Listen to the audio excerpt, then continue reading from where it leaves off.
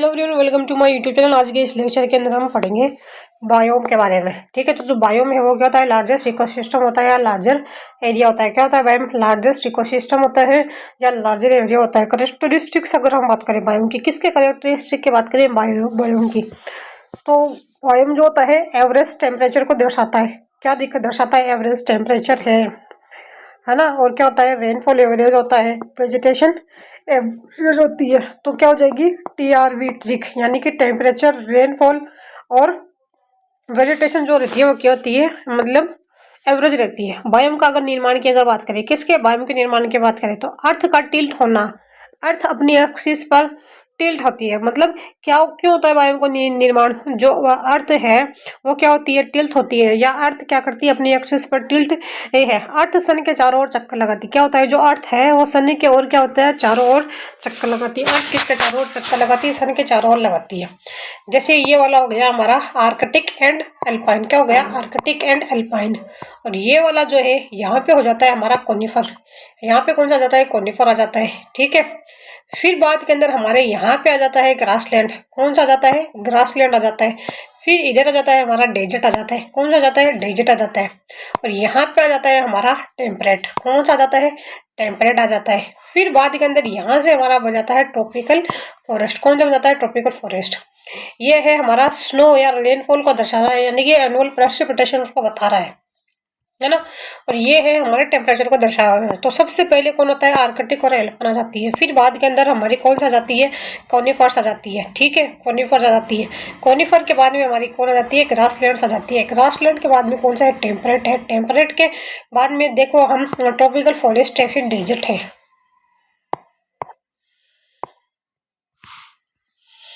ये देखो बायोम की अगर प्रेसिपिटेशन की अगर हम बात करें, डेजर्ट के अंदर कितना होता है?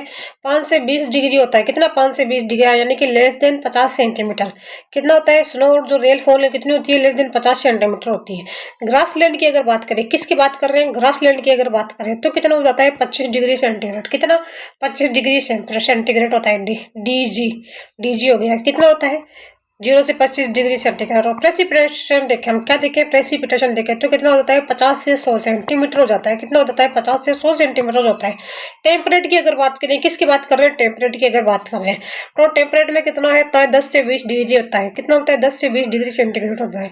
प्रेसिपिटेशन या रेनफॉल की बात करें तो 50 से कितना? 200 सेंटीमीटर हो जाता है। कितना हो जाता है? 50 से 200 सेंटीमीटर हो जाता है। ट्रॉपिकल की अगर बात करें, किसके ट्रॉपिकल की अगर बात करें तो कितना हो जाता है? 20 से 25 डिग्री सेंटीग्रेड। कितना हो जाता है? 20 से 25 डिग्री सेंटीग्रेड। और प्रेसिपिटेशन की अगर बात करें, किसकी प्रेसिपिटेशन की अगर बात करें तो कितना हो जाता है? 150 से 400 सेंटीमीटर। कितना होता है प्रेसिपिटेशन? 150 से 400 सेंटीमीटर। कोनिफर की अगर बात करें, किसकी? कोनिफर की अगर बात करें तो कौन सा जाता है हमारा? 0 से 15 डिग्री सेंटीग्रेड। कितना होता है? 0 से 15 डिग्री सेंटीग्रेड से। और प्रेसिपिटेशन कितना होता है? 50 से 200 डिग्री सेंटीग्रेड। कितना होता है? 50 से 200 डिग्री सेंटीग्रेड होता है। और एल्पनाइन, आर्कटिक और एल्पाइन की अगर देखें तो -10 डिग्री से 0 डिग्री सेंटीग्रेड रहता है। कितना? -10 डिग्री से 0 डिग्री सेंटीग्रेड। और प्रेसिपिटेशन की अगर बात करें तो 10 से लेकर 100 सेंटीमीटर रहता है। कितना? 10 से लेकर 100 सेंटीमीटर की। देखो डेजर्ट की अगर बात करें, सबसे पहले किसकी? डेजर्ट की। डेजर्ट में कितना होता है? 5 से 20 डिग्री सेंटीग्रेड होता है। लेस देन कितना होता है? 50 सेंटीमीटर। कितना हो जाता है? Less than 50 centimetre. ग्रासलैंड की अगर बात करें, किसकी? ग्रासलैंड की। तो वहां पे होता है 0 से 25 डिग्री सेंटीग्रेड। कितना? 0 से 25 डिग्री सेंटीग्रेड। प्रेसिपिटेशन की अगर बात करें, यानी कि स्नो या रेनफॉल की अगर बात करें तो 50 से 100 सेंटीमीटर। टेम्परेट की अगर बात करें, किसकी? टेम्परेट की। तो हो जाता है 10 से 20 डिग्री सेंटीग्रेड। टेम्परेट में कितना होता है? 10 से 20 डिग्री सेंटीग्रेड। तो प्रेसिपिटेशन की अगर बात हो रही है तो 50 से 200 सेंटीमीटर। ट्रॉपिकल की अगर बात करें, किसकी? ट्रॉपिकल की। तो कितना हो जाता है? 20 से 25 डिग्री सेंटीग्रेड हो जाता है। कितना? 20 से 25 डिग्री सेंटीग्रेड। और प्रेसिपिटेशन की अगर बात करें तो 150 से 400। कोनिफर की अगर बात करें तो कितना? 15 डिग्री सेंटीग्रेड। और प्रेसिपिटेशन की अगर बात करें हम, किसकी? प्रेसिपिटेशन की अगर बात करें तो कितना हो जाता है हमारा? तो हो जाता है प्रेसिपिटेशन कितना हो जाता है? 50 से 200 सेंटीमीटर। आर्कटिक एल्पाइन की अगर बात करें, किसकी आर्कटिक एल्पाइन की, तो कितना हो जाता है 10 से लेके 0 डिग्री सेंटीग्रेड। कितना हो जाता है 10 से लेके 0 डिग्री सेंटीग्रेड हो जाता है। और प्रेसिपिटेशन कितना 10 से 100 सेंटीमीटर। सबसे कम प्रेसिपिटेशन डेजर्ट में देखने को मिलता है। कहाँ पर डेजर्ट में देखने को मिलता है, सिमिलर प्रेसिपिटेशन ग्रासलैंड और कॉनिफर में देखने को मिलता है। सिमिलर जो है वो कहाँ पे जीसी के अंदर देखने को मिलता है, यानी कि ग्रासलैंड और कॉनिफर्स में। हाई टेम्परेचर और हाई पीपीटी देखने को मिलती है ट्रॉपिकल रेन फॉरेस्ट में। कहाँ पे देखने को मिलती है, ट्रॉपिकल रेन फॉरेस्ट में, जहाँ पे डायवर्सिटी वो बहुत ज्यादा होती है। बायोम का विभाजन एल्टीट्यूड और लेटीट्यूड के आधार पर करते हैं। किसके बेसिस पे होता है बायोम का विभाजन, एल्टीट्यूड है और जो लेटीट्यूड है उसके आधार पर किया जाता है। टुंड्रा की अगर बात करें, इसे टिम्बर लाइव बायोम भी कहते हैं। क्या कहते हैं, टुंड्रा को टिम्बर लाइव बायोम भी कहते हैं। यह ट्री लेस बायोम है। कैसा होता है, ट्री लेस बायोम होता है। 60 मंथ के ऊपर वाला भाग टुंड्रा होता है। जो 60 मंथ से जो ऊपर वाला भाग रहता है ना, सॉरी 60 डिग्री नॉर्थ से ऊपर वाला भाग कौन सा होता है, टुंड्रा कहते हैं। देखो बायोम का विभाजन एल्टीट्यूड और लेटीट्यूड के आधार पर किया जाता है। टुंड्रा जो होता है इसे टिम्बर टिम्बर लाइव बायोम भी कहते हैं। क्या कहते हैं, टिम्बर लाइव बायोम भी कहते हैं। ट्री लेस बायोम में यहाँ पे ट्री जो है वो नहीं होते हैं। कौन से, टुंड्रा के अंदर नहीं होते हैं। और 60 डिग्री नदन से ऊपर वाला भाग कौन सा होता है, टुंड्रा होता है। ठीक है। फिर अगर बात करें, इसका एल्टीट्यूड 3600 मीटर की हाइट पर होता है। कितना होता है, 3600 मीटर की हाइट पर होता है। इसे एल्पाइन टुंड्रा भी कहते हैं। इसका जो अल्टीट्यूड है वो कितना होता है, 3600 मीटर की हाइट पे होता है। कितना होता है, 3600 मीटर की हाइट पे होता है। इसलिए इसे क्या कहते हैं, एल्पाइन टुंड्रा भी कहते हैं। क्या कहते हैं, अल्पाइन टुंड्रा भी कहते हैं। यह कंप्लीटली बर्फ से ढका रहता है। किससे ढका रहता है, कंप्लीटली बर्फ से ढका रहता है। रेनफॉल जो है 25 सेंटीमीटर से कम होती है। बर्फ से क्या होता है, ये ढका रहता है। रेनफॉल कितनी कम है, 25 सेंटीमीटर से कम है। इसलिए इसे आर्कटिक डेजर्ट भी कहते हैं। रेनफॉल जो है क्या होता है, 25 सेंटीमीटर से कम होता है। इसलिए इसको क्या कहेंगे, आर्कटिक डेजर्ट कहेंगे। यह सबसे संकटग्रस्त वायु है। कौन सा है, सबसे संकटग्रस्त वायु है। इसमें लाइकन मॉस ग्रास भी पाई जाती है। क्या है, लाइकन, एल एम जी यानी कि L for lichen, M for mosses, G for क्या है, ग्रासेस भी पाई जाती है। क्या पाई जाती है, यहाँ पे एल एम जी पाई जाती है, यानी कि लाइकन, मोसेस, ग्रासेस पाई जाती है। इसमें पोलर बियर, रेन डियर और पोलर फॉक्स आर्कटिक पाई जाती है। क्या है, इसमें पोलर बियर, रेन डियर और पोलर फॉक्सेस पाई जाती है। एक सेकंड रुकिए।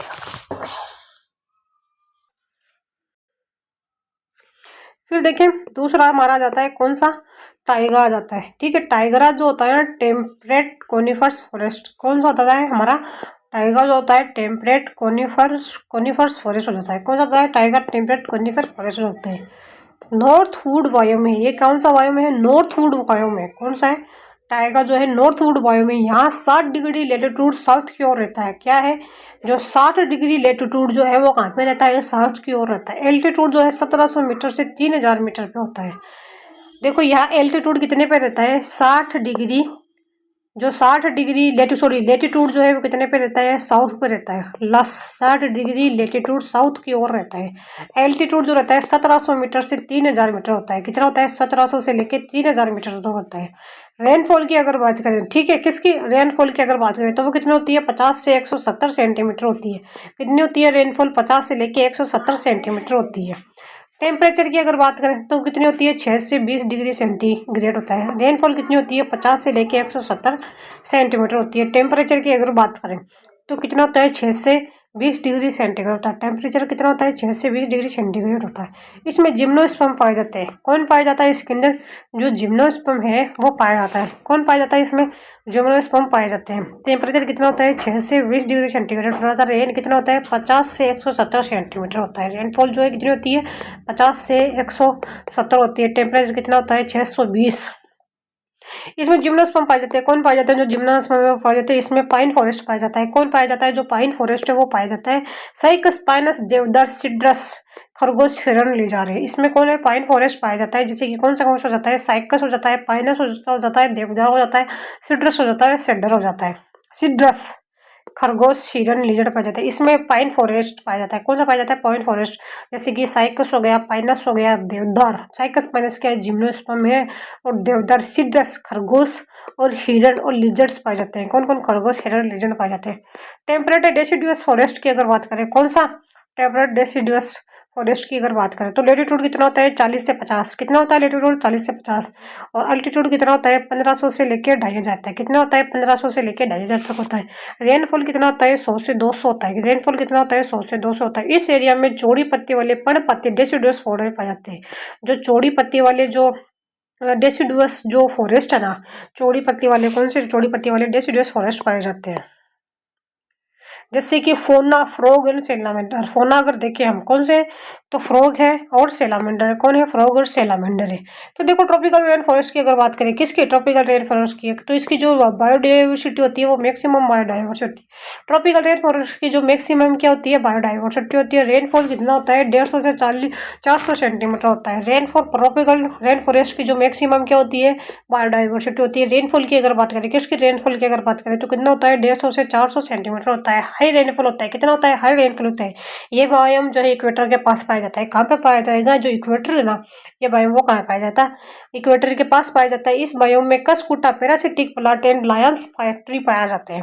देखो मैक्सिमम बायोडाइवर्सिटी होती है ट्रॉपिकल रेन फॉरेस्ट की। जो बरसात होती है कितनी होती है? 150 से लेके 400 सेंटीमीटर, 400 सेंटीमीटर होती है।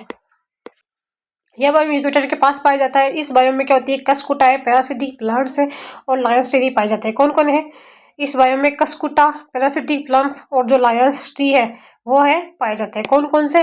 जैसे कि कस्कुटा हो गया, पैरासिटिक प्लांट है और जो लायंस ट्री है वो पाए जाते हैं। भारत में ये क्षेत्र आसाम, वेस्ट बंगाल, केरल, अंडमान निकोबार में पाया जाता है। भारत में कहाँ पे पाया जाता है ये क्षेत्र? जैसे कि आसाम हो गया, वेस्ट बंगाल हो गया और केरल हो गया, अंडमान और निकोबार हो गया, वो पाया जाता है। कहाँ पे पाया जाएगा? आसाम हो गया, वेस्ट बंगाल हो गया, केरल हो गया, अंडमान निकोबार गया, वहां पे पाया जाता है। भारत में कहाँ पे ट्रॉपिकल रेन फॉरेस्ट? जैसे कि आसाम है, वेस्ट बंगाल है, आसाम बंगाल है, केरल है और अंडमान निकोबार है। फिर देखो ट्रॉपिकल डेसिडुअस फॉरेस्ट की अगर बात करें, ठीक है, किसके? ट्रॉपिकल डेसिडुअस फॉरेस्ट की अगर बात करें, भारत में मैक्सिमम यही फॉरेस्ट पाए जाते हैं। भारत में जो है मैक्सिमम यही फॉरेस्ट पाए जाते हैं। ट्रॉपिकल डेसिडुअस फॉरेस्ट की अगर बात करें, भारत में मैक्सिमम यही फॉरेस्ट पाई जाती है। यह समतल और निचले पर्वतीय क्षेत्र में पाए जाते हैं। कौन से? समतल है और जो निचले पर्वतीय क्षेत्र में पाए जाते हैं। भारत में मैक्सिमम यही फॉरेस्ट पाए जाते हैं, ट्रॉपिकल डेसिडुअस फॉरेस्ट पाए जाते हैं। और कहाँ पे? समतल और निचले पर्वतीय क्षेत्रों के अंदर पाए जाते हैं। कहाँ पे? समतल और निचले पर्वतीय क्षेत्र में पाए जाते हैं। एनुअली इनकी पत्तियां सड़ती रहती है। एनुअली अगर बात करें तो इनकी जो पत्तियां है ना, वो क्या है? वो सड़ती रहती है। क्या है? इनकी पत्तियां सड़ती रहती है, इसलिए इसे मैक्सिमम लिटर बनता है। एनुअली क्या होती है? इनकी जो पत्तियां होती है ना, वो सड़ती रहती है, इसलिए मैक्सिमम लिटर बनता है। रेंज जो कितनी होती है? 100 से 200 मीटर होती है। कितनी होती है? 100 से 200 मीटर होती है। भारत में ये नॉर्थ एंड साउथ, साउथ में ये फॉरेस्ट पाए जाते हैं। भारत में कहाँ पे? नॉर्थ वाला पार्ट है और जो साउथ वाला पार्ट है ना, वहाँ पे ये फॉरेस्ट पाए जाते हैं। इसमें साल और टीक पाए जाते हैं। क्या पाए जाते हैं? जो साल है और जो टीक है वो पाए जाते हैं। इसमें सांबर, चित्तल, नीलगाय पाई जाती है। कौन कौन है? सांबर हो गया, चित्तल हो गया और जो नीलगाय होगी वो पाई जाती है। इसमें सांबर, चित्तल और नीलगाय पाई जाती है। इसमें साल और टीक पाए जाते हैं और सांबर, चित्तल और नीलगाय पाई जाती है। चेपरल की अगर बात करें, कौन सा चेपरल जाता है? यह नॉर्थ अमेरिका, पैसिफिक शीप, प्रशांत और ऑस्ट्रेलिया के साउथ रीजन में पाया जाता है। चेपरल जो है नॉर्थ अमेरिका में, पैसिफिक सी है। कहाँ पे? नॉर्थ अमेरिका हो गया हमारा, पैसिफिक सी हो गई, ऑस्ट्रेलिया के साउथ रीजन में पाया जाता है। कौन सा? पैसिफिक सी। और ऑस्ट्रेलिया का कौन सा वाला पार्ट? साउथ वाला जो पार्ट है उसमें पाया जाता है और पैसिफिक सी में भी पाया जाता है।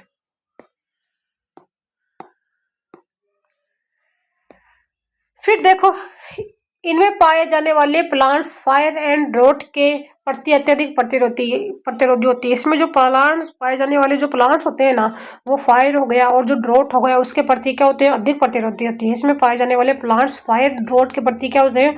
अधिक प्रतिरोधी होते हैं। क्या होते हैं? इसमें जो प्लांट्स पाए जाते हैं ना, वो फायर हो गया, ड्रोट हो गया, उसके प्रति उनके पास क्या जाती है? रेजिस्टेंस आ जाती है। फिर देखिए सवाना की अगर बात करें, सातवां कौन सा जाता है? सवाना। यह south America, Africa and Australia में पाया जाता है। कौन कौन सा है? साउथ अमेरिका है, अफ्रीका है और ऑस्ट्रेलिया। कौन सा? अमेरिका है, अफ्रीका है, साउथ ऑस्ट्रेलिया वहाँ पे पाया जाता है। A3 के अंदर अमेरिका है, अफ्रीका है और ऑस्ट्रेलिया में पाया जाता है, साउथ अमेरिका में पाया जाता है। इसमें सीजनल रेन फॉरेस्ट होता है। क्या होता है? सीजनल रेन फॉरेस्ट होता है। इसमें सेचिमा ग्रास, मोटी ग्रास देखने को मिलती है। इसमें कौन सी होती है? सेचिमा ग्रास। ठीक है, सवाना में कौन सी? सेचिमा ग्रास, जो कि क्या होती है? मोटी ग्रासेस देखने को मिलती है।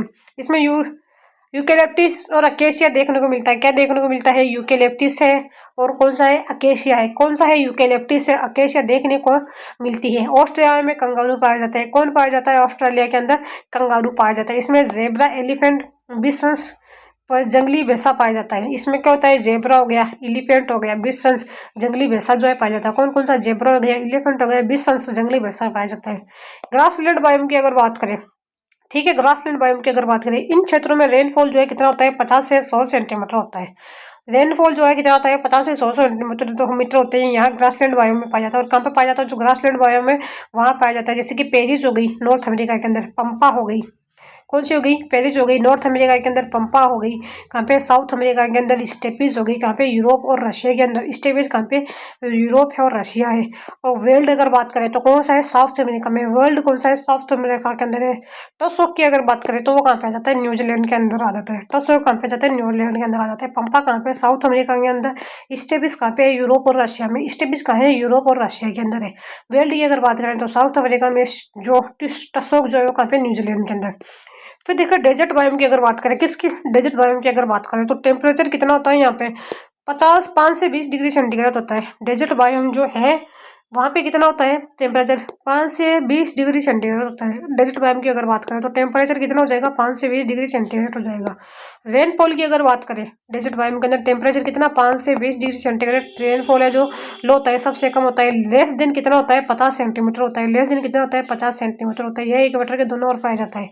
कहाँ पे, इक्वेटर के दोनों ओर पाया जाता है। दोनों ओर पाया जाता है, कहाँ पे पाया जाएगा, जो इक्वेटर है उसके दोनों ओर पाया जाता है।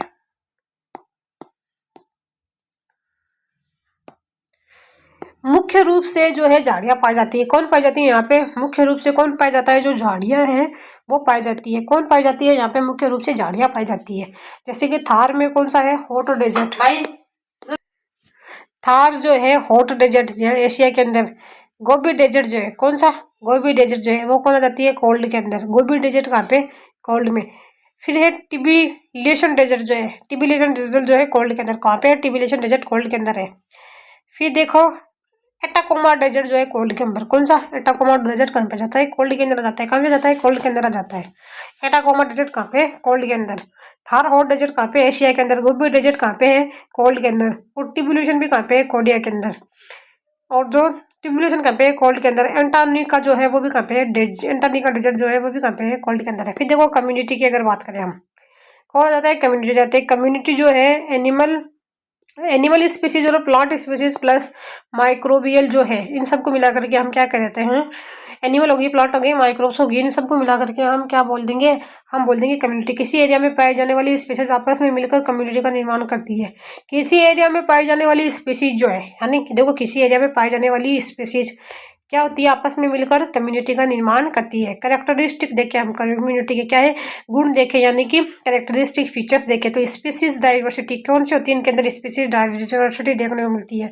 एक कम्युनिटी में डिफरेंट टाइप की स्पीसीज पाई जाती है। एक कम्युनिटी जो है उसमें डिफरेंट टाइप की क्या है, स्पीसीज पाई जाती है। इसे स्पीसीज डाइवर्सिटी कहते हैं। इसे क्या कहते हैं, स्पीसीज डाइवर्सिटी कहते हैं। Species diversity environmental factor and altitude पर डिपेंड करती है। स्पीसीज जो डाइवर्सिटी है वो कौन सा हो गया, हमारा एनवायरमेंटल फैक्टर हो गया, और एल्टीट्यूड पर डिपेंड करती है। किस पे डिपेंड करती है, स्पीसीज डाइवर्सिटी एनवायरमेंटल फैक्टर और एल्टीट्यूड पे डिपेंड करते हैं। फिर देखो डोमिनेंसी की अगर बात करें, किसकी डोमिनेंसी की, किसी कम्युनिटी में जिस स्पीसीज के इंडिविजुअल्स अधिक संख्या में होते हैं स्पीसीज डोमिनेंसी कहलाती है।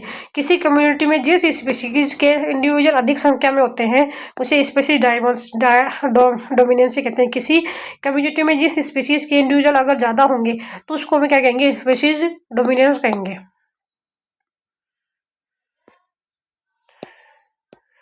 फिर देखें जैसे कि सुंदरवन के अंदर देखें तो मैनग्रोव वेजिटेशन देखने को मिलती है। क्या देखने को मिलती है, सुंदरवन में मैनग्रोव्स देखने को मिलते हैं। हिमालय के ऊपर देखेंगे तो हमको क्या देखने को मिलेंगे, पाइनस, हिमालय के ऊपर पाइनस। अरावली के अंदर देखने को मिलेंगे तो कौन सी है, अरावली में प्रोसोपिस सिनेरा।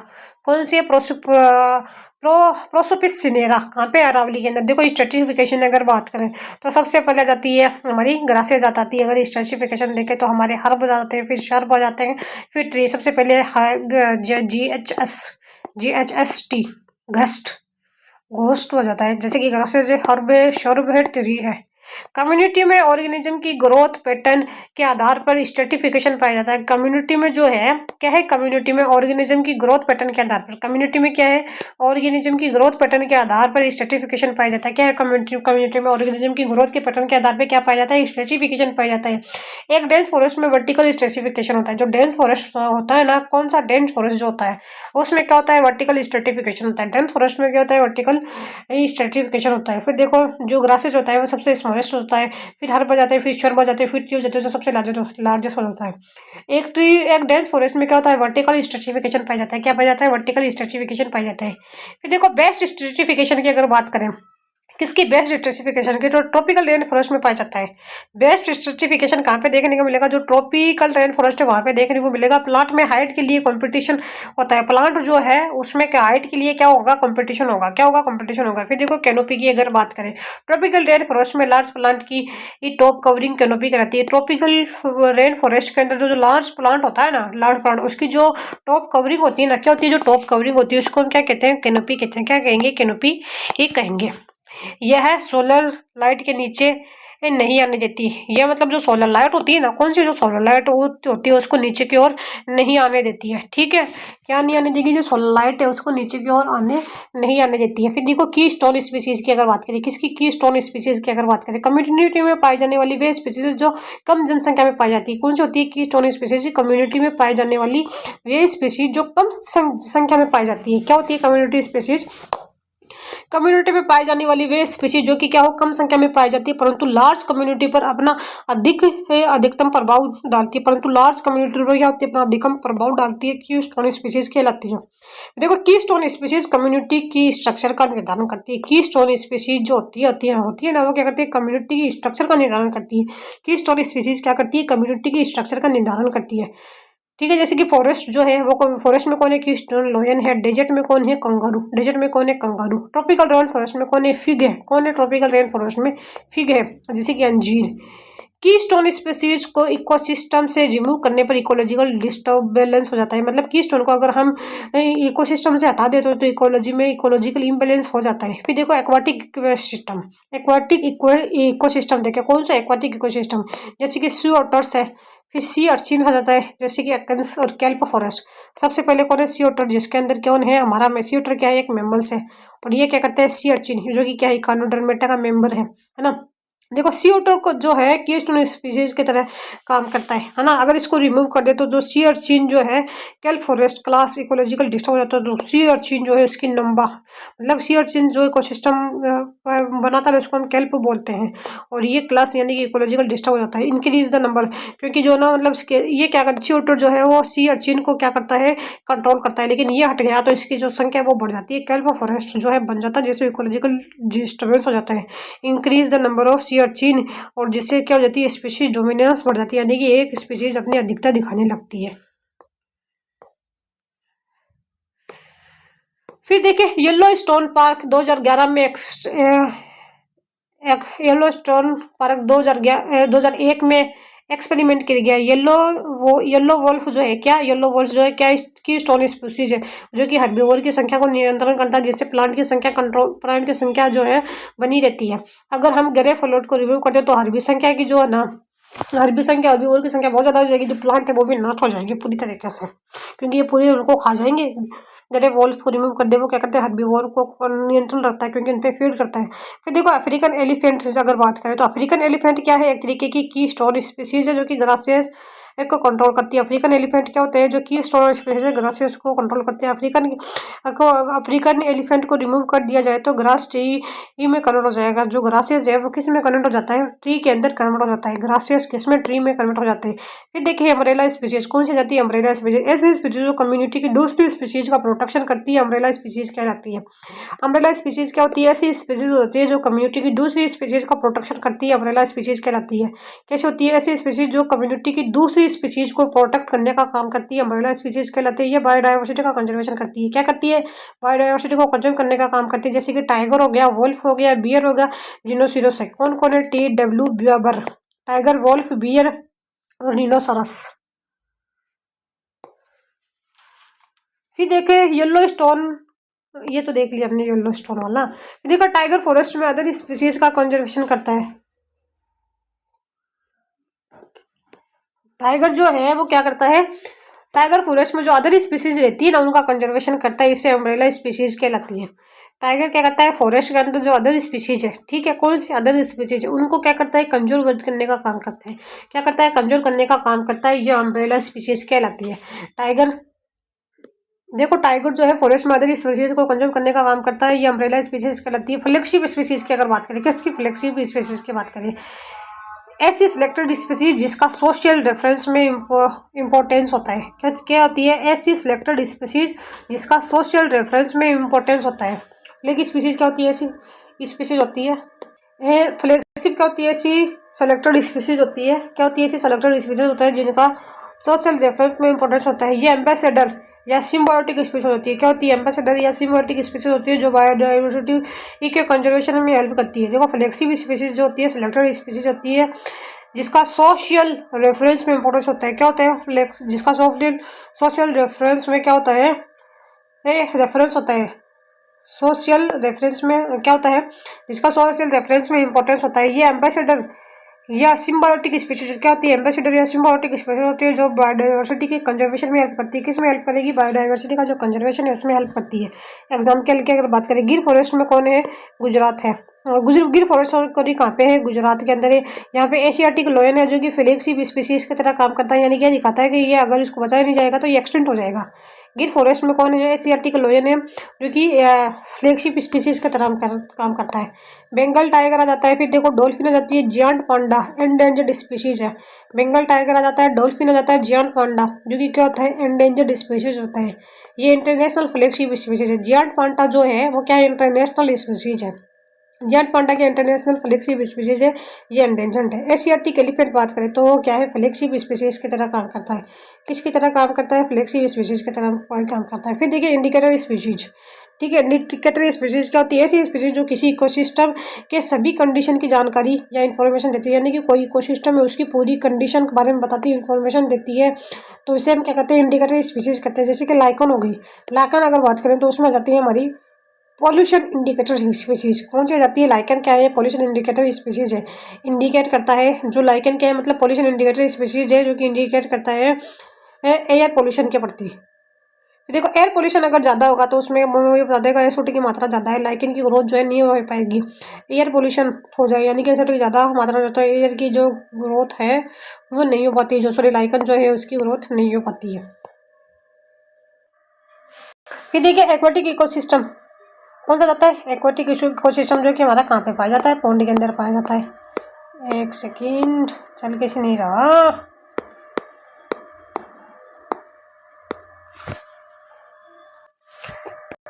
फिर देखिए जो एक्वेटिक इकोसिस्टम जो है वो कहाँ पे देखने को मिलेगा? पॉन्ड के अंदर देखने को मिलेगा। यहाँ पर न्यूट्रिशन है ना वो बहुत ज़्यादा होता है, तो क्या होता है? जो एल्गल ब्लूम है वो क्या होगा? बढ़ जाएगा। न्यूट्रिशन क्या होगा? बहुत ज़्यादा होगा, एल्गल ब्लूम बढ़ जाएगा। फिर देखो यूट्रिफिकेशन की अगर बात करें तो यूट्रिफिकेशन बहुत ज़्यादा होगा। कब होगा? जब न्यूट्रिशन जो है बहुत ज़्यादा होगा। कब? जब न्यूट्रिशन है बहुत ज़्यादा होगा, जब किसी लेक में ऑर्गेनिक मैटर अधिक हो। यूट्रिफिकेशन क्या होता है? जब किसी लेक के अंदर क्या हो जाता है?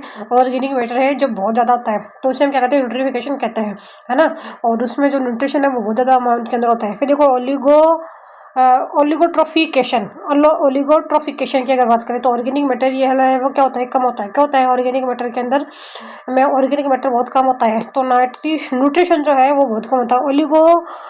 ओलिगोट्रोफिकेशन के अंदर कहता है ऑर्गेनिक मैटर है वो बहुत कम होता है, तो न्यूट्रिशन भी क्या जाता है? बहुत कम होता है। न्यूट्रिशन क्या होता है? बहुत होता है। फिर देखो अर्थवॉर्म अगर बहुत ज़्यादा होगा, है ना, अर्थवॉर्म बहुत ज़्यादा है तो क्या होगी? जो सॉइल की फर्टिलिटी है वो बढ़ जाएगी। अर्थवॉर्म बहुत ज़्यादा है तो सॉइल की फर्टिलिटी बढ़ जाती है। फिर देखिए इन्वेजिव स्पीसीज आ जाती है। फिर दूसरी देखो एक्जोटिक स्पीसीज आ जाती है। इन्वेजिव स्पीसीज हो गई या एक्जोटिक स्पीसीज हो गई, या फिर कौन सी फॉरेन स्पीसीज, अलियन स्पीसीज, और कौन सी है? नॉन इंडिजिनस स्पीसीज या नॉन नेटिव स्पीसीज।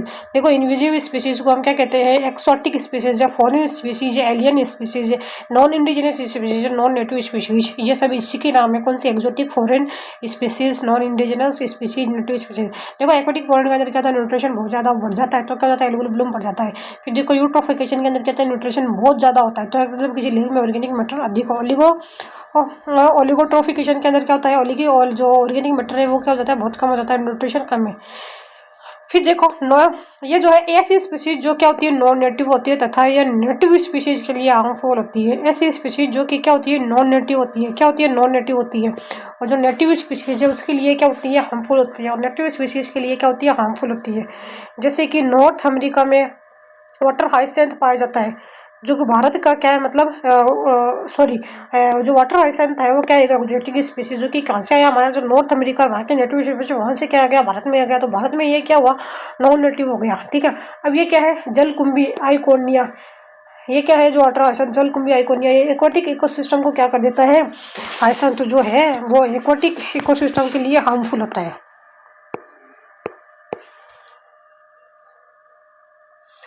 फिर देखिए लेंटाना कौन सा हो गया, लेंटाना कैमेरियाना, कौन सा है लेंटियाना कैमेरियाना, रेड वाइट स्टेजेस होती है, इसमें क्या होती है रेड वाइट स्टेजेस होती है, फॉरेस्ट इकोसिस्टम के लिए हार्मफुल होता है। लेंटाना कैमेरा क्या होती है, इसके अंदर रेड वाइट स्टेजेस होती है जो फॉरेस्ट इकोसिस्टम उसके लिए क्या होता है हार्मफुल होता है। और ये क्या है नॉन नेटिव है, क्या का नॉन नेटिव है, इंडिया का जो है नॉन नेटिव है। ठीक है, इंडिया का क्या है नॉन नेटिव, और नेटिव कहाँ का है, ये अमेरिका का है, नेटिव कहाँ का है अमेरिका एंड ट्रॉपिकस का है। कारण क्या है लेंटाना कैमेरा जो है वो अमेरिका से आया हुआ है, तो अमेरिका का क्या है नेटिव, भारत के लिए क्या हो गया ये नॉन नेटिव हो गया। ये फॉरेस्ट इकोसिस्टम जो है उसको बिगाड़ने का काम करता है कौन, लेंटिना कैमेराना रेड वाइट स्टेजेस। फिर देखो पार्थिनियम हिस्ट्रोफस की अगर बात करें, क्या है पार्थिनियम हिस्ट्रोफोर्फस की अगर बात करें तो लंगूर ग्रासेस आ जाती है, कौन सी आ जाती है पार्थिनियम हिस्ट्रोफोरस की अगर बात करें तो उसमें कौन आ जाती है लंगूर ग्रासेस आ जाती है, कैरेट ग्रासेस आ जाती है, क्या आ जाती है पार्थिनियम हिस्ट्रोफस की अगर बात करें तो कौन सी आ जाती है लंगूर ग्रासेस आ जाती है, कैरेट ग्रासेस आ जाती है। ये नेटिव कहाँ की है, नॉर्थ अमेरिका की है, कहाँ की है नेटिव जो है ये नॉर्थ अमेरिका की है, नॉर्थ अमेरिका की है, नेटिव कहाँ की है नॉर्थ अमेरिका की है, कहाँ की नॉर्थ अमेरिका ट्रॉपिक्स की है। और ये क्या होती है ग्रासलैंड इकोसिस्टम के लिए हार्मफुल होती है, किसके लिए हार्मफुल है, ये जो ग्रासलैंड इकोसिस्टम है उसके लिए क्या होती है हार्मफुल होती है। ग्रास जो कैरेट ग्रास है वो क्या है ग्रासलैंड इकोसिस्टम के लिए क्या होती है हार्मफुल होती है, नेटिव कहाँ की है नॉर्थ अमेरिका ट्रॉपिक्स की है। ये क्या है देखो जो पार्थिनियम हिस्ट्रोफस जिसको लंगूर ग्रासेस भी बोलते हैं, करट ग्रासेस भी बोलती है, नेटिव कहाँ की है नॉर्थ अमेरिका की है, ट्रॉपिक्स की है ये, और ग्रासलैंड इकोसिस्टम जो है उसको बिगाड़ने का काम करती है। फिर देखो प्रोसोपिस जूलीफेरा, कौन सा है प्रोसोपिस जूलीफेरा, ये नेटिव प्लांट कहाँ का है साउथ अमेरिका का, कहाँ का है जो नेटिव प्लांट है प्रोसोपिस जूलीफेरा जो नेटिव प्लांट कहाँ का है साउथ अमेरिका, कहाँ का है साउथ अमेरिका का है। ये क्या है नॉन नेटिव कहाँ का है, तो इंडिया के लिए कौन आता है नॉन नेटिव कहाँ का है, इंडिया है, रसिया है और ऑस्ट्रेलिया है। जो प्रोसोपिस जूलीफेरा कहाँ का है अमेरिका का है, जो नेटिव प्लांट है ये कहाँ पे आ गया इंडिया के अंदर, रसिया के अंदर, वहाँ पे नॉन नेटिव इकोसिस्टम बिगाड़ने का काम करता है। इन्वेजिव स्पीसीज का नंबर ज़्यादा होगा, अगर इन्वेजिव स्पीसीज ज़्यादा है तो ये क्या करेगी लॉस ऑफ बायोडाइवर्सिटी यानी कि बायोडाइवर्सिटी को नष्ट करने का काम करती है। ठीक है, फिर देखो रिंग स्पीसीज की अगर बात करें, किसकी रिंग स्पीसीज की बात करें, ऐसी पॉपुलेशन सेम रीजन में रहती है, कहाँ पे रहती है सेम रीजन के अंदर रहती है। ठीक है, रिंग स्पीसीज जो है ऐसी पॉपुलेशन जो सेम रीजन में रहती है तथा इन पॉपुलेशन के दो जीवों के मध्य इंटरब्रीडिंग नहीं होती है, ऐसी पॉपुलेशन जो कि कहाँ पे रहती है सेम रीजन में रहती है तथा इन पॉपुलेशन के दो जीवों के मध्य इंटरब्रीडिंग नहीं होती है।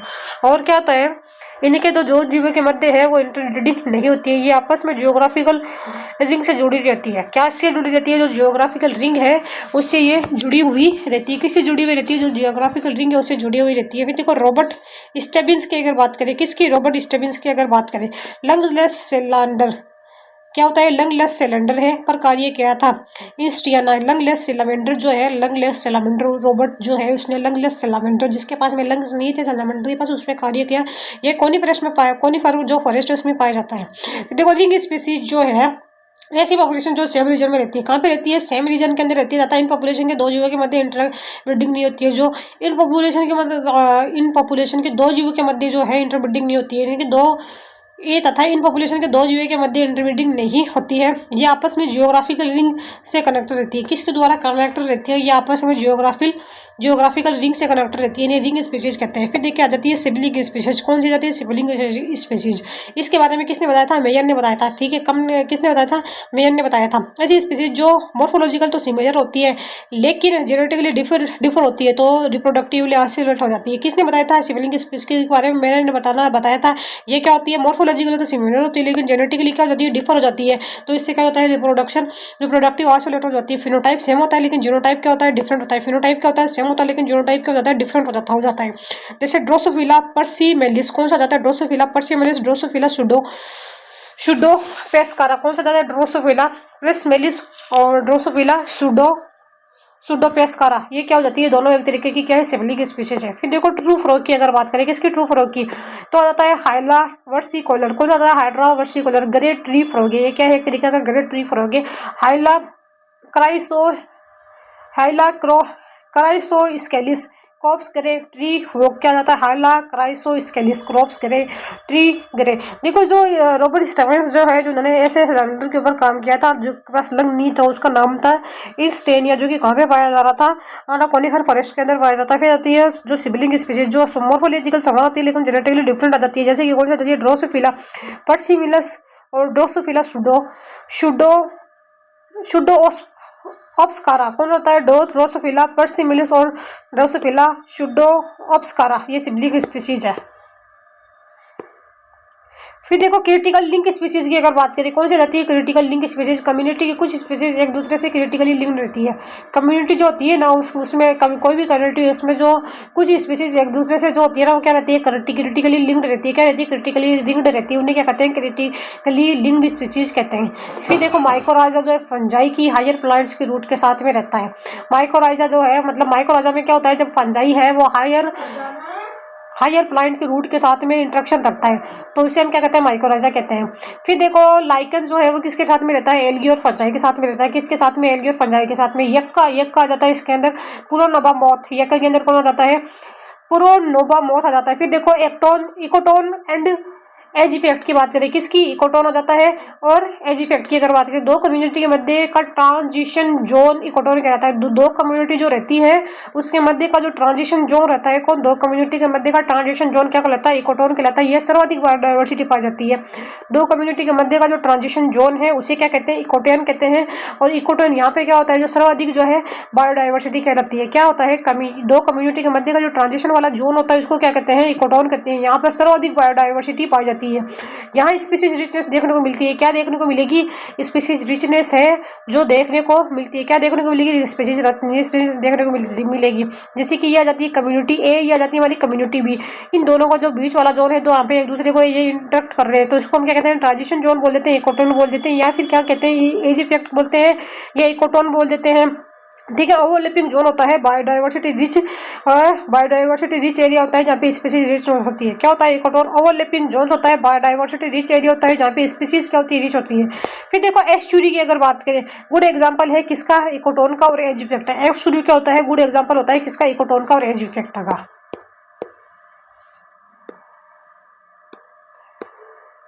फिर देखो इकोटोन में दो कम्युनिटी की स्पीशीज तथा तीसरी इकोटोन की खुद की स्पीशीज भी प्रेजेंट होती है। इकोटोन जो होता है ना, इकोटोन उसमें दो कम्युनिटी की स्पीशीज तथा जो तीसरे इकोटोन की खुद की स्पीशीज होती है। इकोटोन का होता है यहाँ पे दो कम्युनिटी, यानी कि इसकी यहाँ पे तो पाई जाती है, अर्थात एक तीसरी प्रकार की जो सिर्फ इकोटोन के अंदर दो स्पीशीज का जो आवास रहता है, जहाँ पे वो दोनों एक दूसरे का संनिष्ठ होता है, वहाँ पे पाई जाती है, यानी कि तीसरी इकोटोन की खुद की स्पीशीज भी पाई जाती है।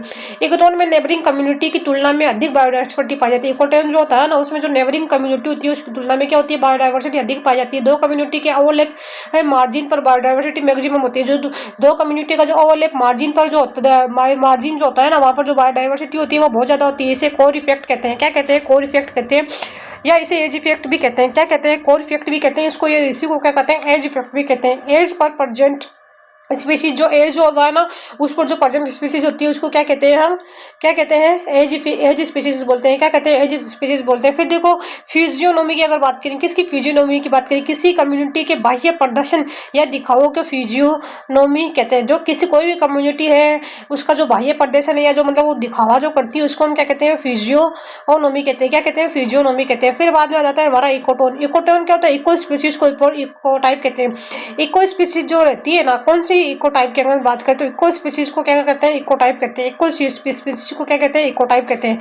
एक स्पीशीज की वे लोकल पॉपुलेशन जो जियोग्राफिकल बैरियर से आइसोलेट रहती है। देखो इको स्पीशीज, इको टाइप क्या होता है, इको स्पीशीज को क्या कहते हैं, हम इको टाइप कहते हैं। एक स्पीशीज की वे लोकल पॉपुलेशन जो जियोग्राफिकल बैरियर से आइसोलेट रहती है। एक स्पीशीज की वे लोकल पॉपुलेशन जो किससे, जियोग्राफिकल बैरियर से क्या रहती है, आइसोलेटेड रहती है। इन लोकल पॉपुलेशन के फिनोटाइप एंड जीनोटाइप डिफरेंस देखने को मिलता है। इन लोकल पॉपुलेशन में क्या होता है, फिनोटिपिक और जो जीनोटिपिक डिफरेंसेस है वो देखने को मिलता है। ये जो लोकल पॉपुलेशन जो होती है ना, यहाँ पे क्या होता है, फिनोटिपिक और जो जीनोटिपिक डिफरेंसेस देखने को मिलता है। लोकल पॉपुलेशन के अंदर क्या होता है, फिनोटिपिक और जो जीनोटिपिक डिफरेंसेस है वो देखने को मिलता है, परंतु दोनों पॉपुलेशन के जीव आपस में इंटरब्रीडिंग करते हैं तथा फर्टिलिटी यानी कि फर्टाइल प्रोजेनी का उत्पन्न करते हैं। देखो इको टाइप का होता है, इको स्पीसीज को क्या कहते हैं, हम इको टाइप कहते हैं। एक स्पीसीज की वे लोकल पॉपुलेशन जो जियोग्राफिकल बैरियर से आइसोलेट रहती है। एक स्पीसीज के मतलब वो स्पीसीज जो जियोग्राफिकल बैरियर से क्या रहती है, आइसोलेट रहती है। इन लोकल पॉपुलेशन के फिनोटाइप एंड जीनोटाइप डिफरेंसेस देखने को मिलते हैं। ये जो लोकल पॉपुलेशन होती है इनमें जो फिनोटाइप और जो जीनोटाइप है वो डिफरेंसेस देखने को मिलता है, परंतु पॉपुलेशन के जीव आपस में इंटरब्रीडिंग कर सकते हैं। लेकिन ये जो पॉपुलेशन के जीव होते हैं वो क्या कर सकते हैं, आपस के अंदर इंटरब्रीडिंग कर सकते हैं तथा फर्टाइल जो है मतलब फर्टाइल प्रोजेनी वो उत्पन्न करते हैं। जब इको टाइप एक समान एटमॉस्फेरिक कंडीशन में रखा जाता है तो भी ये फिनोटिपिकली और जीनोटिपिकली डिफरेंट होते हैं। इको टाइप को जब हम एक एटमॉस्फेरिक कंडीशन में रखा जाता है तो भी ये फिनोटिपिकली और जीनोटिपिकली क्या होते हैं, डिफरेंट होते हैं। इको टाइप को जब एक समान एटमॉस्फेरिक कंडीशन में रखा जाएगा तो भी जो फिनोटाइपिकली और जीनोटिपिकली क्या होते हैं, डिफरेंट होते हैं। फिर देखें अर्थवर्म की अगर बात करें, कौन सा अर्थवर्म, इपिजोइक अर्थवर्म होता है, एक होता है एंडोजोइक अर्थवर्म। दोनों क्या करते हैं, एक तो कौन सा है यानी कि एनिमल पे रहता है, एक ना प्लांट पे रहता है। दोनों ना अलग अलग जगह रहती है। लेकिन अगर ये फर्टाइल जो रिप्रोडक्शन करेंगे तो क्या करेंगे, जो फर्टाइल प्रोजेनी है वो मतलब जन्म देंगे, उसको जन्म देंगे। जैसे कि अर्थवर्म है जिसके अंदर एक तो हो जाता है इपोजोइक अर्थवर्म हो जाता है, एक आ जाता है एंडोजोइक अर्थवर्म। दोनों अगर रिप्रोड्यूस करेंगे तो फर्टाइल प्रोजेनी को और प्रोड्यूस करेंगे। फिर देखो रेनडियर की अगर बात करें, रेनडियर जो है वुडलैंड रेनडियर और टुंड्रा रेनडियर। कहाँ पे एक तो पाया जा रहा है वुडलैंड रेनडियर है, एक है टुंड्रा। कहाँ पे, एक तो है वुड वाला, एक होता है टुंड्रा वाला। ये भी जब रिप्रोड्यूस करेंगे तो फर्टाइल प्रोजेनी को जन्म देंगे। फिर ह्यूमन रेस भी इको टाइप का एग्जांपल है। ह्यूमन रेस जो होता है ना, ह्यूमन रेस वो भी क्या होता है, इको टाइप का ही एग्जांपल को होता है। कौन होता है, ह्यूमन रेस भी ये क्या होता है, इको टाइप का एक एग्जांपल होता है। फिर देखो इंडियन बॉय की अगर बॉय की बात करें और ऑस्ट्रेलियन गर्ल की अगर बात करें, कौन सा है, इंडियन बॉय है और ऑस्ट्रेलियन गर्ल है। जब ये दोनों भी क्या करेंगे, स्पीसीज रहेगा लेकिन इनका जो एरिया है रहने का वो अलग अलग है, तो भी ये क्या कर सकते हैं, फर्टाइल प्रोजेनी को प्रोड्यूस कर सकते हैं। फिर देखो बायोटाइप की अगर बात करें, किसके बायोटाइप की, एक स्पीसीज की सब पॉपुलेशन फिनोटिपिकली एंड जीनोटिपिकली भिन्न होती है। जैसे कि ये एक स्पीसीज है, इसकी जो सब स्पीसीज है ना, वो क्या होती है, फिनोटिपिकली और जीनोटिपिकली दोनों ही क्या हो जाती है, डिफरेंट हो जाती है ना। क्या होती है, फिनोटिपिकली और जीनोटिपिकली भिन्न होती है। कोई जियोग्राफिकल बैरियर नहीं होता और जो जियोग्राफिकल बैरियर भी इनके अंदर कोई नहीं है। ये फर्टाइल मतलब ये क्या होता है, फर्टिलाइजेशन जो है, फर्टिलाइजेशन नहीं कर पाते हैं तो उसे क्या कहते हैं, हम बायोटाइप कहते हैं। क्या कहेंगे, बायोटाइप कहते हैं। जैसे कि फूल गोभी, पत्ता गोभी, गांठ गोभी। कौन सी हो जाती है, फूल गोभी आ जाती है। कौन सी, फूल गोभी, पत्ता गोभी, गांठ गोभी। कौन सी फूल गोभी, पत्ता गोभी, गांठ गोभी। फिर आता है इक्केट्स और इक्कीफेंस की अगर बात करें, कौन आ जाता है, इक्केट्स हो जाता है, इक्कीफेंस। एक स्पीशीज की वे सब पॉपुलेशन जो फिनोटिपिकली तो डिफरेंट हो परंतु जीनोटिपिकली सेम हो। इक्केट्स क्या होते हैं, इक्केट्स या इक्केट्स एंड इक्कीफेंस क्या होते हैं, एक स्पीशीज की वे सब पॉपुलेशन जो फिनोटिपिकली तो क्या होती है, सेम होती है, पर फिनोटिपिकली सेम और जीनोटिपिकली सेम होती है। फिनोटिपिकली तो डिफरेंट होती है, दिखने में क्या है, डिफरेंट है, लेकिन जीनोटिपिकली क्या होती है, सेम होती है। यदि इनको सिमिलर जियोग्राफिकल कंडीशन में रखा जाए तो फिनोटाइप भी सिमिलर हो जाता है, लेकिन यदि इनको सिमिलर जियोग्राफिकल कंडीशन में हम रख दें तो क्या होता है, मतलब इनका जो फिनोटाइप है वो भी सिमिलर हो जाता है। तो इसको हम क्या कहते हैं, इक्केट्स कहते हैं या इकोफिन्स कहते हैं। यानी कि क्या होती है, फिनोटाइप तो ये सेम नहीं होता है लेकिन जीनोटाइप क्या होता है इनका सेम होता है। लेकिन एक जगह इनको रख दें तो फिनोटाइप भी सेम हो जाता है और जीनोटाइप भी सेम हो जाता है। फिर देखें एग्जाम्पल की अगर बात करें, लोकल पॉपुलेशन इन ऑर्गेनिज्म। कौन सी है, लोकल पॉपुलेशन इन ऑर्गेनिज्म। जैसे कि यूफोर्बिया हट्टा की अगर बात करें, किसकी, यूफोर्बिया हट्टा। तो इसके अंदर इकेट फर्स्ट आ जाता है जो कि ग्रासलैंड के अंदर है और इकेट 2 जो है जो कि कहाँ पे है, फुटपाथ के ऊपर है। देखो यूफोर्बिया हट्टा की अगर बात करें, है ना, देखो यूफोर्बिया लोकल अडेप्टेशन होता है इसके अंदर। कौन सा, लोकल अडेप्टेशन ऑर्गेनिज्म के अंदर। तो यूफोर्बिया हट्टा इसके अंदर इकेट फर्स्ट आ जाता है जो कि ग्रासलैंड के अंदर है, और जो 2 वाला है जो कि कहाँ पे, फुटपाथ पे रहता है। फर्स्ट वाला कहाँ पे है, ग्रासलैंड पे, और जो सेकंड वाला इकेट जो है कहाँ पे, फुटपाथ पर है। फिर देखो साइबरनेटिक्स किसे कहते हैं।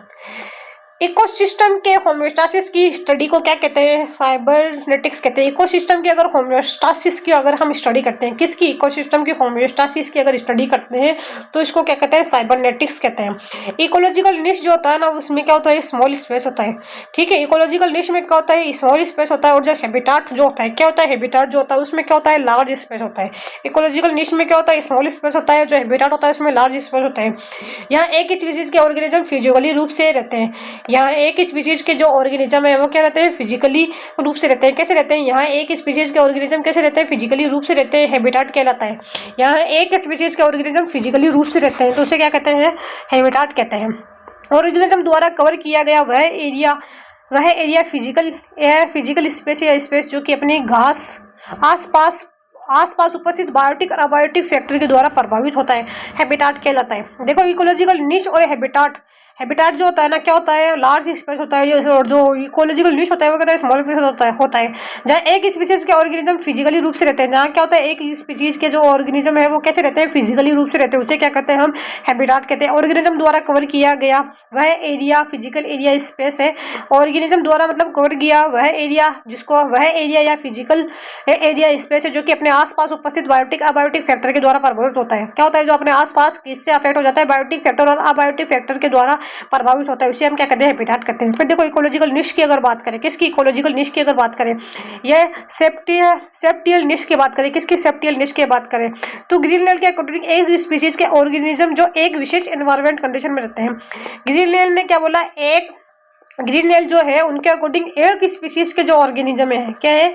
एक स्पीसीज के ऑर्गेनिज्म जो एक विशेष एनवायरमेंटल कंडीशन में रहते हैं। जो कहाँ पे रहते हैं? जो एक विशेष एनवायरमेंटल कंडीशन में रहते हैं, अर्थात फंक्शनली एरिया होता है ऑर्गेनिज्म और स्पीसीज का, उसको क्या कहते हैं? इकोलॉजिकल क्या कहते हैं? क्या होता है? फंक्शनल एरिया होता है ऑर्गेनिज्म या स्पीसीज का, जिसको क्या कहते हैं? इकोलॉजिकल निश कहते हैं। फंक्शनल एरिया होता है। फिर देखो, एक हैबिटाट में एक से अधिक इकोलॉजिकल निश उपस्थित होते हैं। एक हैबिटाट जो रहता है उसमें क्या होते हैं? एक से ज्यादा क्या होते हैं? इकोलॉजिकल निश हो सकते हैं। जैसे कि मेपल ओक फॉरेस्ट, एग्जांपल कौन सा है? Maple oak forest. 7 species millipedes की रहती है। कौन सी रहती है? 7 स्पीसीज रहती है। किसकी रहती है? मिलीपेड्स की रहती है। मेपल ओक फॉरेस्ट की अगर बात करें तो उसमें क्या होता है? 7 स्पीसीज मिलीपेड्स की रहती है। जैसे कि एक तो फ्लावर पर रहती है, एक बार पर रहती है, एक लीफ के सरफेस पे रहती है, एक फ्रूट के सरफेस पे रहती है। लीफ हो गया, फ्लावर हो गया और बार्क हो गया, और लीफ के सरफेस पे हो गई, ठीक है, बाहर होगा। फिर ओडम के अनुसार निश एक माइक्रो हैबिटाट है। ओडम जो है, ओडम साहब जो है, उन्होंने निश को क्या बोला है? एक माइक्रो ऑर्गेनिज्म बोला है। जैसे कि ये लीफ है ना, इसके ऊपर फंजाई स्पीसीज ए है, दूसरी जगह क्या है? फंजाई स्पीसीज बी है, फंजाई स्पीसीज सी है। मतलब एक ही लीफ के ऊपर 3 डिफरेंट टाइप के लोग अपना जीवन यापन कर रहे हैं। फिर देखो, इकोलॉजिकल निश की अगर बात करें, किसकी? इकोलॉजिकल निश की अगर बात करें तो एक तो होता है फंडामेंटल इकोलॉजिकल निश, एक होता है रियलाइज्ड इकोलॉजिकल निश। कौन सा होता है? रियलाइज्ड इकोनॉमिक निश। फंडामेंटल क्या होता है? एक स्पीसीज के इंडिविजुअल किसी निश में रहते हैं, वहाँ इनका दूसरे स्पीसीज के इंडिविजुअल के साथ किसी प्रकार का कोई कंपटीशन नहीं होता है। फंडामेंटल इकोलॉजिकल निश कहलाता है। यानी कि एक स्पीसीज के इंडिविजुअल किसी निश में रहते हैं, वहाँ एक दूसरे स्पीसीज के इंडिविजुअल के साथ इनका कोई इंटरेक्शन नहीं, कोई प्रकार का इंटरेक्शन नहीं होता, कोई कंपटीशन नहीं होता, उसे हम क्या कहते हैं? फंडामेंटल निश कहते हैं। जबकि रियलाइज्ड में क्या होता है? 2 स्पीसीज के मध्य क्या होगा? कंपटीशन होगा। क्या होता है? कंपटीशन होता है। जैसे कि प्रीडेशन और प्रीडेटर आ गया, डिजीज आ गई, लिमिटेड फील्ड स्पेसेस आ गया, लिमिटेड फूड आ गया। फिर देखें, अगर फंडामेंटल की अगर बात करें तो इसमें कोई कंपटीशन नहीं होता है, कोई प्रीडेटर्स नहीं है, ये लार्ज निश होता है। कैसा होता है? लार्ज निश होता है, इसके अंदर कोई इंटरफेरेंस नहीं होता है, और फूड जो है वो अनलिमिटेड रहता है, स्पेस जो है वो भी अनलिमिटेड रहता है, कोई डिजीज नहीं होती है, ठीक है। और ये एक तरीका क्या कहता है? थ्योरेटिकल होता है। कैसा? थ्योरेटिकल निश से और अनसेचुरेटेड एनवायरनमेंट के अंदर रहता है। लेकिन जो हमारा फंक्शनल जो रियलाइज्ड निश है वो कैसा होता है? स्मॉल होता है। रियल निश होता है, सेचुरेटेड एनवायरनमेंट के अंदर रहता है। किसमें रहता है? सेचुरेटेड एनवायरनमेंट के अंदर रहता है। फिर देखिए, बात करें हम Gauss principle of competition exclusion की। कौन सा प्रिंसिपल आ जाता है? गॉस का प्रिंसिपल है, जो कि किसके लिए? कॉम्पिटिटिव एक्सक्लूजन के लिए। देखो, जो इकोलॉजिकल निश है, इकोलॉजिकल निश के अंदर हमारा जो फंडामेंटल रोल है वो क्या होता है? स्पेस के लिए होता है और फूड के लिए होता है। यदि एक इकोलॉजी किसके लिए लिए होता है, स्पेस के लिए और फूड के लिए। यदि एक इकोलॉजिकल निश में दो स्पीशीज के मेंबर के मध्य स्पेस फूड के लिए कंपटीशन होता है, यदि एक स्पीशीज ये एक इकोलॉजिकल निश के मध्य क्या होता है, दो स्पीशीज के मध्य स्पेस फूड के लिए क्या हो रहा है, कंपटीशन हो रहा है, यदि वो लंबे समय तक एक साथ रहे और क्या रहे, यदि लंबे समय तक एक साथ रहे तो इनमें से डोमिनेंट स्पीशीज सर्वाइव करती है तथा दूसरी स्पीशीज के मेंबर नष्ट हो जाते हैं। क्या होता है, एक इकोलॉजिकल निश के अंदर क्या होता है, जो मेंबर रहते हैं स्पीशीज के अंदर स्पेस फूड के लिए कंपटीशन होने लग जाता है, लेकिन जो डोमिनेंट रहती है वो सर्वाइव कर जाती है, जो रिसेसिव रहती है वो इलिमिनेट हो जाती है।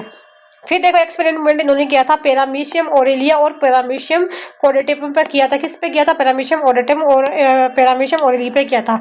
तो उन्होंने क्या, जो पैरामीशियम ओरेलिया जो है ना, मतलब पेटेड डिश ली उन्होंने और दूसरी पेटेड डिश ली, 3 पेटेड डिश ली। इसके ऊपर उन्होंने पैरामीशियम कोडेटम को रखा एक पे, दूसरे पे पैरामीशियम ओरेलिया को रखा और जो तीसरी पे उन्होंने दोनों को रखा। तो उन्होंने देखा कि उनको जब ये सेपरेट थे तो पैरामीशियम कोडेटम भी ग्रो कर रही थी और ओरेलिया भी कर रही थी, ठीक है। लेकिन अगर इन दोनों को साथ में रखा तो जो पैरामीशियम ओरेलिया है वो सर्वाइव करती है, ओरेलिया सर्वाइव करती है, लेकिन जो कोडेटम है वो क्या हो जाती है, नष्ट हो जाती है। कोडेटम क्या जाती है, नष्ट हो जाती है। फिर देखो मतलब फंड जो हो ओरेलिया जो सर्वाइव कर जाती है और जो कोडेटम है वो नष्ट कर जाती है। मतलब ये वाली स्ट्रॉन्ग थी और ये वाली वीक थी तो इसने इसको हटा दिया, मतलब ओरेलिया स्ट्रॉन्ग थी और कोडेटम वीक थी। फिर फंक्शनल कॉन्सेप्ट देखें निश का, ठीक है, एल्टोनियन कॉन्सेप्ट देखें या ट्रॉपिकल निश देखें, कौन सा है फंक्शनल कॉन्सेप्ट है निश का या एल्टोनियन कॉन्सेप्ट है निश का, जिसको हम ट्रॉपिकल निश कहते हैं। जैसे देखें ये हमारी एक वो है बैक्टीरिया, मतलब एक बीकर है जिसके अंदर क्या है, बैक्टीरिया ए जो कि क्या करता है, प्रोटीन बना रहा है, प्रोटीन का यूज कर रहा है। बैक्टीरिया बी है कार्बोहाइड्रेट, बैक्टीरिया सी है फैट। फैट क्या करता है, फंक्शनल कॉन्सेप्ट और एल्टोनियन कॉन्सेप्ट और ट्रॉपिकल निश। फिर देखो हर्चिंसन कॉन्सेप्ट आ जाता है निश का, मल्टी फैक्टोरियल निश है concept, hyper volume and dimensional concept. Ecological निश का थर्ड कॉन्सेप्ट यह सर्वाधिक वैलिड इकोलॉजिकल निश है। इकोलॉजिकल निश का क्या होता है, थर्ड कॉन्सेप्ट होता है, यह सर्वाधिक वैलिड इकोलॉजिकल निश होता है। क्या होता है, इकोलॉजिकल निश का थर्ड कॉन्सेप्ट होता है, यह सर्वाधिक वैलिड इकोलॉजिकल निश है।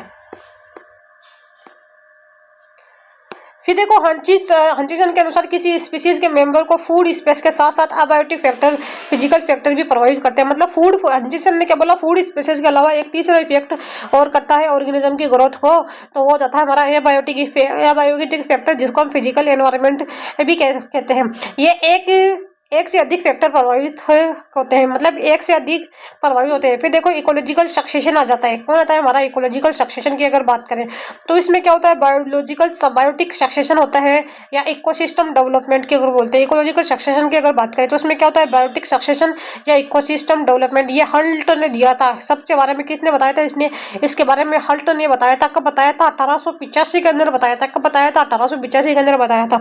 किसी बंजर एरिया में प्लांट कम्युनिटी का डेवलपमेंट बायोटिक सक्सेशन या इकोलॉजिकल सक्सेशन कहलाता है। किसी जो बंजर बेयर एरिया है जो है, इसमें प्लांट कम्युनिटी का डेवलपमेंट हो जाता है, बायोटिक सक्सेशन या इकोलॉजिकल सक्सेशन कहलाता है। Biological succession time taking process है। ये क्या है, एक तरीके की टाइम टेकिंग प्रोसेस है। देखो स्पीसीज ए है जो उसको हम क्या कहेंगे, पायोनियर स्पीसीज कहेंगे। ये फर्स्ट सीरियल स्पीसीज है। क्या है, फर्स्ट सीरियल स्पीसीज है। फिर स्पीसीज बी आ जाती है, सी आ जाती है, स्पीसीज डी आ जाती है। ये कौन सी हो जाती है, सीरियल स्पीसीज हो जाती है। फर्स्ट जो आती थी उसको पायनियर बोलते हैं, इसके बाद में जितनी भी आती है उसको हम क्या बोलते हैं, सीरियल स्पीसीज बोलते हैं, क्योंकि ये रिप्लेस होते जाती है। और लास्ट के अंदर जो स्पीसीज आती है उसको हम क्या कहते हैं, स्टेबल स्पीसीज कहते हैं या क्लाइमेक्स कम्युनिटी कहते हैं, क्योंकि ये क्या जाती है, परमानेंट हो जाती है। बेड एरिया में क्या होता है, एबायोटिक फैक्टर सपोर्ट नहीं करते हैं। बेड एरिया में जो है एबायोटिक फैक्टर जो है सपोर्ट नहीं करते हैं। किसकी रेस्पॉन्स कौन करता है, जो मतलब खुराक होती है, कौन होता है, बायोटिक फैक्टर होता है। फिर देखो बायोटिक कम्युनिटी कभी भी स्टेबल नहीं होती। बायोटिक कम्युनिटी वो कभी भी स्टेबल नहीं होती है। क्लाइमेट और एनवायरमेंट कंडीशन के कारण कम्युनिटी की स्पीशीज की संख्या में कमी या अधिकता होती है। जैसे कि क्या है, जो बायोटिक कम्युनिटी जो है वो कभी भी स्टेबल नहीं रहती है। क्लाइमेट और जो एनवायरमेंटल कंडीशन के कारण क्या होता है, कम्युनिटी की स्पीशीज की संख्या में कमी और अधिकता जो है वो होती रहती है। क्या है, कम्युनिटी की मतलब कि एनवायरमेंटल कंडीशन की वजह से कम्युनिटी की जो स्पीशीज की संख्या उनमें कमी और जो वृद्धि है वो देखने को मिलती है। स्टेबिलिटी प्राप्त करने के लिए कम्युनिटी एनवायरमेंट के मध्य लिए कंटिन्यूअस इंटरेक्शन करता है। स्टेबिलिटी प्राप्त करने के लिए जो कम्युनिटी है ना, स्टेबिलिटी प्राप्त करने के लिए जो कम्युनिटी है वो एनवायरनमेंट के मध्य जो है कंटिन्यू है वो इंटरेक्शन करती, मतलब इंटरेक्शन करते हैं। फिर देखो इसमें आती है पायोनियर स्पीशीज। किसी बैरन एरिया की पहली कम्युनिटी स्पीशीज पायोनियर कहलाती है। किसी बैरन एरिया की पहली कम्युनिटी क्या कहलाती है? पायोनियर स्पीशीज कहलाती है। फिर देखो क्लाइमेक्स स्पीशीज या कम्युनिटी की अगर बात करें, किसकी? क्लाइमेक्स स्पीशीज या कम्युनिटी की बात करें, ऐसी कम्युनिटी जो एनवायरमेंटल कंडीशन के अनुसार स्टेबल हो जाए। क्या होती है? ऐसी कम्युनिटी जो कि क्या हो, एनवायरमेंटल कंडीशन के अनुसार क्या हो जाती है? स्टेबल हो जाए, उसको हम क्या कहेंगे? क्लाइमेक्स कम्युनिटी कहते हैं। ऐसी कम्युनिटी जो एनवायरमेंटल कंडीशन के अनुसार क्या हो जाती है? स्टेबल हो जाती है, उसे हम क्या कहते हैं? क्लाइमेक्स कम्युनिटी कहते हैं। फिर देखो बात करते हैं हम सीरियल कम्युनिटी की। कौन सी आ जाती है? Serial community.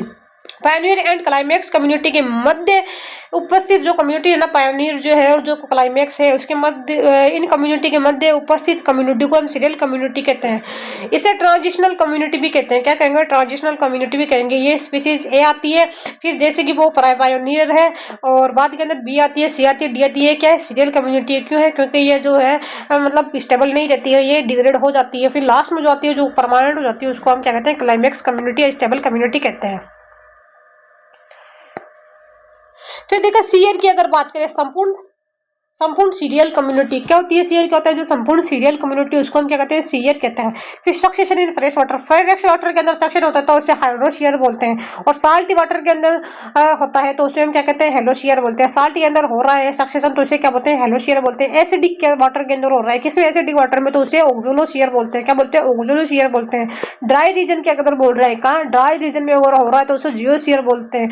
रॉक के ऊपर हो रहा है, कहाँ पे? रॉक पे हो रहा है तो उसे लिथोशीयर बोलते हैं। क्या बोलते हैं? लिथोशीयर बोलते हैं। सैंड पे हो रहा है, किस पे? सैंड पे हो रहा है तो उसे सेमोशियर बोलते हैं। क्या बोलते हैं? सेमोशियर बोलते हैं।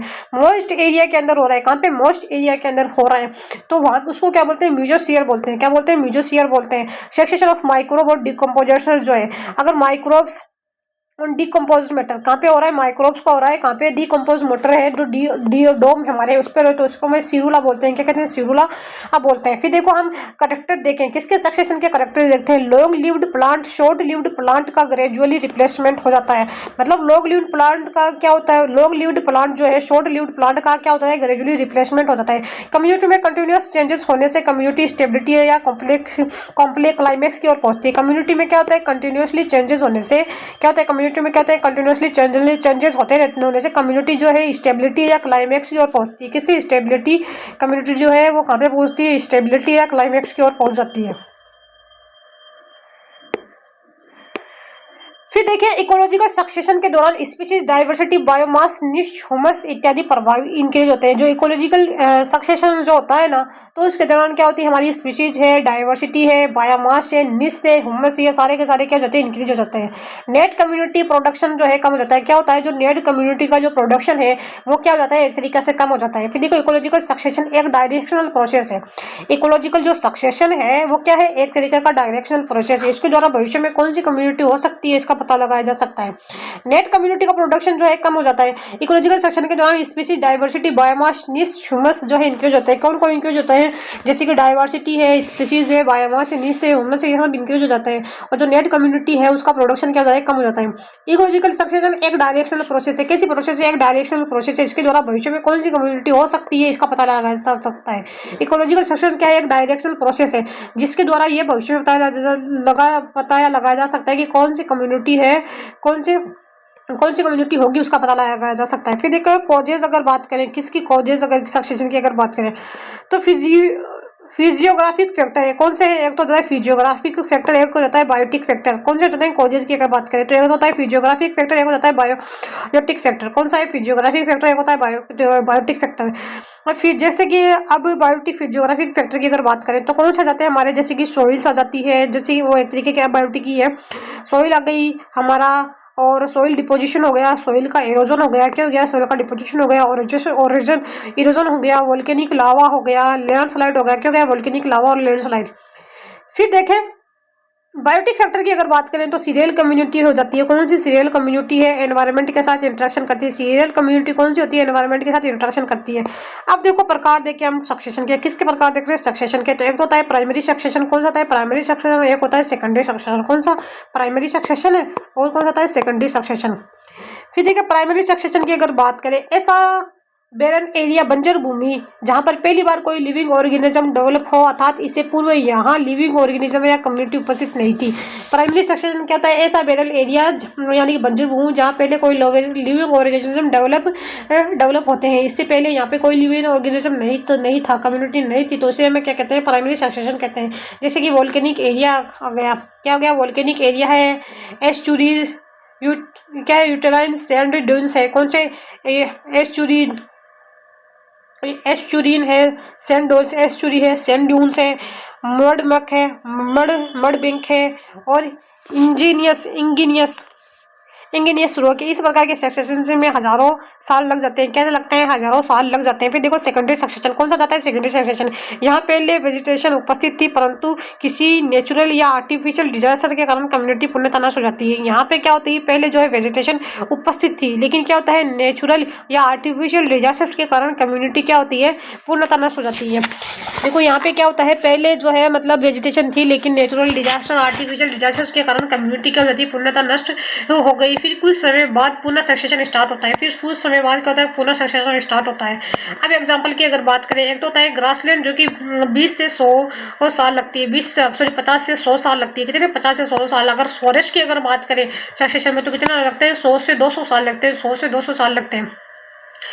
फिर देखिए टाइप्स ऑफ सक्सेशन की अगर बात करें तो किसके बेसिस के ऊपर? रिप्लेसमेंट के ऊपर बेसिस। ठीक है, रिप्लेसमेंट एक तो होता है ऑटोजेनिक, एक होता है एलोजेनिक। ऑटोजेनिक, ठीक है, एक तो होता है ऑटोजेनिक, एक होता है एलोजेनिक। अगर ऑटोजेनिक की अगर हम बात करें, किसकी? ऑटोजेनिक की अगर बात करें, इस प्रकार के सक्सेशन कम्युनिटी में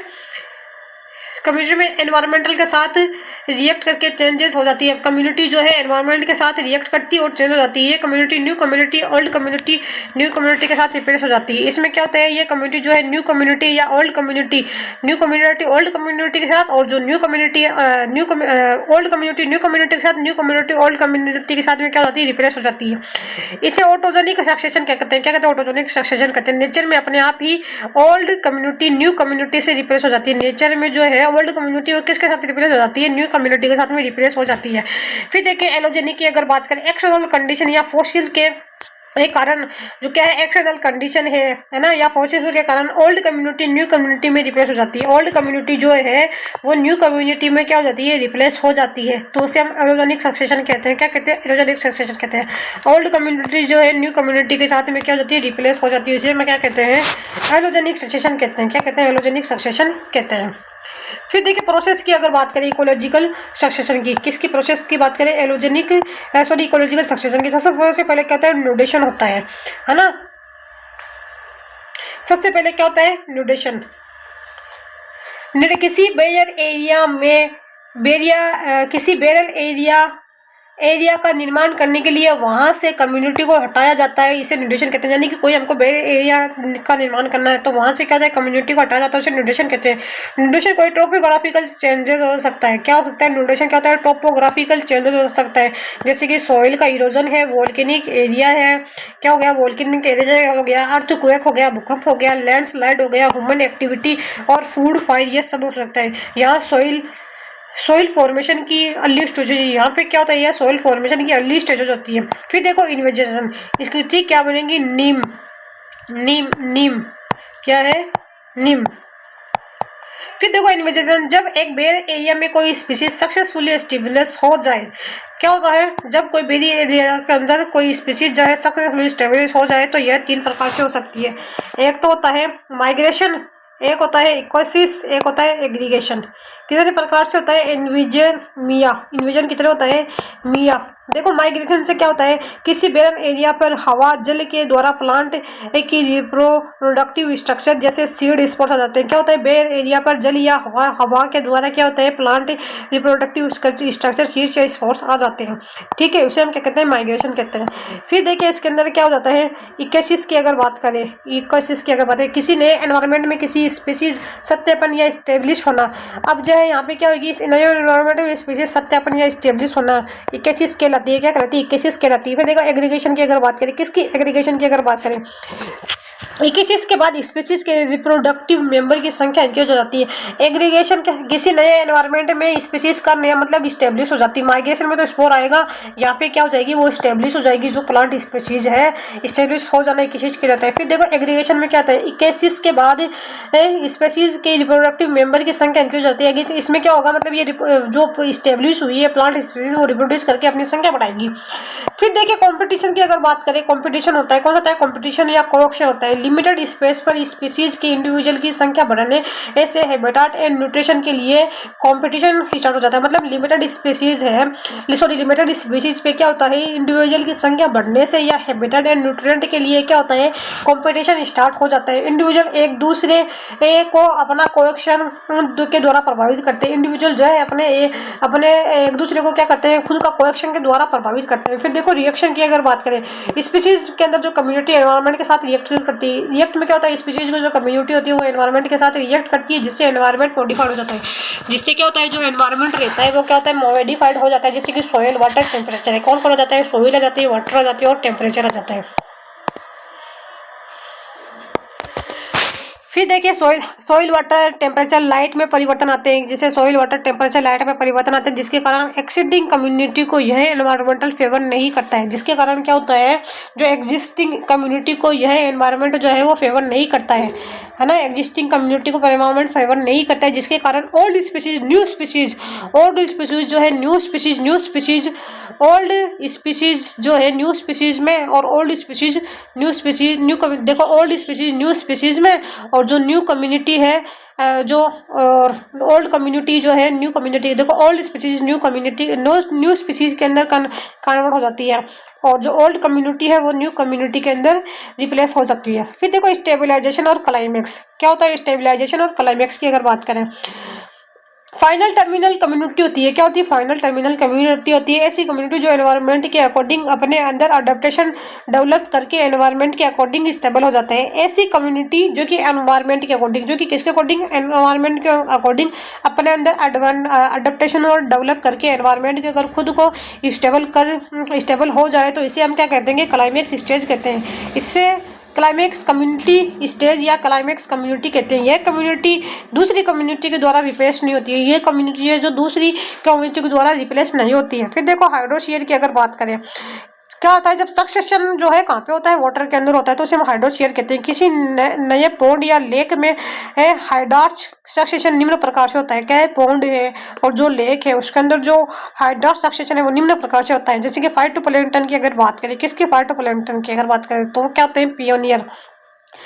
देखो पियोनियर स्टेज होते हैं, कौन है, फाइटोप्लैंक्टन। फिर कौन आता है, रूटेड सबमर्ज्ड प्लांट आते हैं। कौन से आते हैं, रूटेड सबमर्ज्ड प्लांट आते हैं। जैसे कौन से, वेलिसनेरिया है, हाइड्रेला है, पोटोमोजिटोन है।